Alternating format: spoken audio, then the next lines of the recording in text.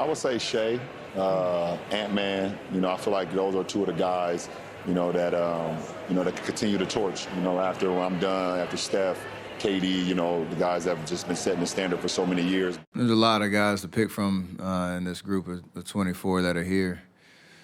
You see Luka, Ant, Shea, guys that are like really coming into their prime and highly decorated already as all-stars and all-NBA guys. When LeBron retires, the face of the league, that's tough. But we win a championship. I got something to say about it. I know that.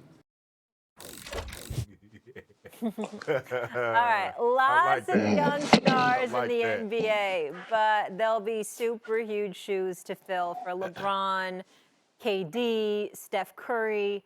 Shannon, with that being said, who do you think will replace them as the faces of the NBA once those guys retire? So we're saying once LeBron, Steph, and KD is out of the way, who's going to be the new face? Yeah. Everybody, you know what? If you listen, a lot of the guys keep bringing Ant because he has the game and he has I believe not only does he have the game, he has the most personality. He doesn't take himself too serious, but his game is very serious. I like JT. I like what he had to say. He's like, hey, I win a championship. I'm going to have something to say about that face of the league. And it's been a long time since we had a face of the league that was the Boston Celtics. We got to go back to Larry Bird when him and Magic occupied that mantle together before Jordan took those thrones. Whew, man.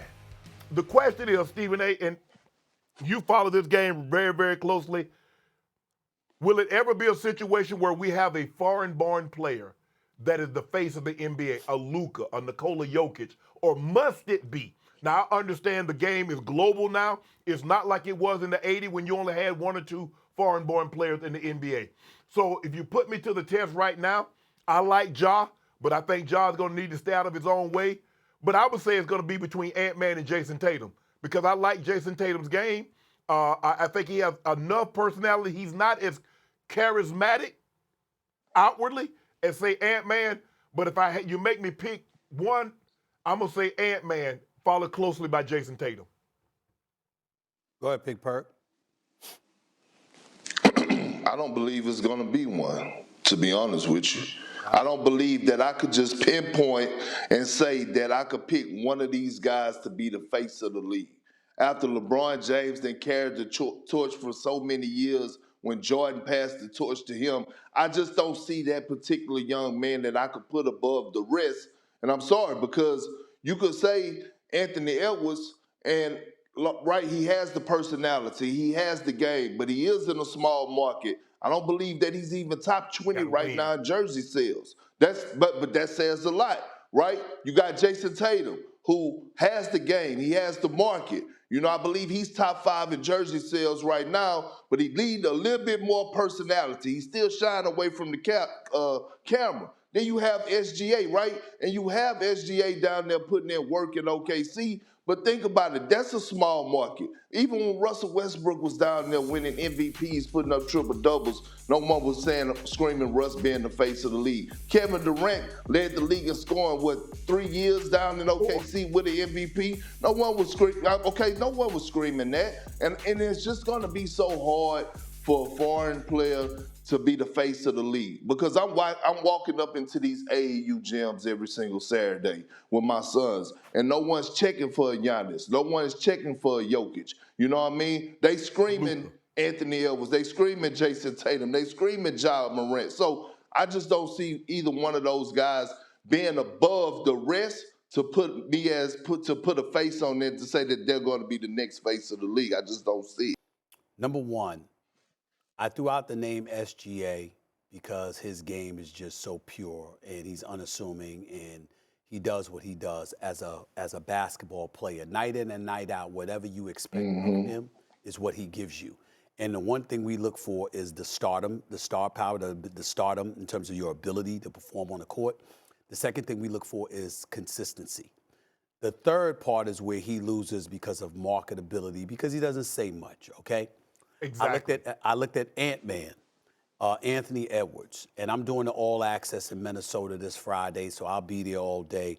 Looking forward to seeing him. I came on the air weeks ago Better get a raving parka. about this brother. Hold on. Again, I came on the air this a few weeks ago raving about Anthony Edwards because his athleticism is off the charts. I love how he's going after it. I think that he's got that level of moxie and what have you. And he's got Karl Anthony Towns and Rudy Gobert looking better than ever because he just has infused that quote-unquote dog in them and in that franchise. And I love that about him. And I loved his personality. I loved him in the movie Hustle with Adam Sandler, who, by the way, won the People's Choice Awards last night. My daughter had me watching that. Congratulations to my daughter Nyla had me watching that. I was watching People's Choice Awards last night, flipping back and forth between that and the All-Star game. And I'm looking at all of this stuff. And then I said, guess what, Perk? Anthony Edwards, respectfully, boy, did you mess up. What are you doing stepping on the court last night amongst the stars and playing around shooting left-handed for? See, there's something that you missed. It's not a big deal in terms of basketball, but it was a big deal in terms of your marketability. You going out there and saying, you know what? All of you stars out there. Remember when Michael Jordan was doing The Last Dance or Magic Johnson was quoted as saying Michael Jordan rolled up in there and was like, there's a new sheriff in town? Remember that? That's what Anthony Edwards was supposed to do yesterday. You was a moment like that where you're there for the first time and you're surrounded by these other dudes. You're supposed to be staking the claim that it's the new breed. The new breed has arrived, and I want it. Because part of marketability is showing you want to be marketed. Like you really, really want to be that dude. Night in and night out. Serious. You see, when Kobe shot air balls, you know why people might have insulted him but didn't condemn him? They knew what he was shooting for. He was like, that dude Jordan, I'm coming for that. Not him, that mystique, that allure, that profile, that marquee. I want that. And when you're looking for a guy as the face of the NBA, what you need to see is somebody that wants that. And what we're not seeing, Shannon and Perk, is who's the dude that wants that? Not the ball. Now, we know you can game, you can ball. I'm talking about all the other stuff, Shannon, all the other stuff, Perk, that comes with it. Who really, really wants that? They bring up Victor Wembanyama. They bring up Luka. Of course, Giannis don't want to train with the competition. He's trying to take you out. And we love that. But what you want to see is a guy that really wants to carry the mantle of being the marquee. And Ant-Man, to me, took a step back yesterday by playing around instead of showing up and saying, yo, I'm here to send a message. Stephen A., let me tell you why it's not his fault. Because that's what the All-Star game is turned into. Right. Michael Jordan saw the way Larry. He saw the way those other guys took it serious. Kobe transitioned. He saw the way Mike. And he saw the way those other guys took it serious. They don't take it serious. So Ant-Man, this is why, Stephen A., I say in the locker room as a veteran player, those guys are watching. That's why I showed up on time. That's the way I lifted like I lifted. I practiced like I practiced because they were watching. And one day, they were going to be in Shannon Sharpe's shoes. And I didn't want them to think it was okay to bull jive around. These guys now in the All-Star game, you got these young guys coming in thinking it's okay to bull jive around. I agree with you 100%, Stephen A. He should have taken it more serious. And you don't let somebody else dictate how you play. But that's what I'm saying. Unfortunately, it has. But what I'm saying to you, Perk, I'll let you go in a second. But what I'm saying, Shannon, is you're right, but I can't put that on somebody else. If you know you want to be that dude, you can't do that. It got to be your.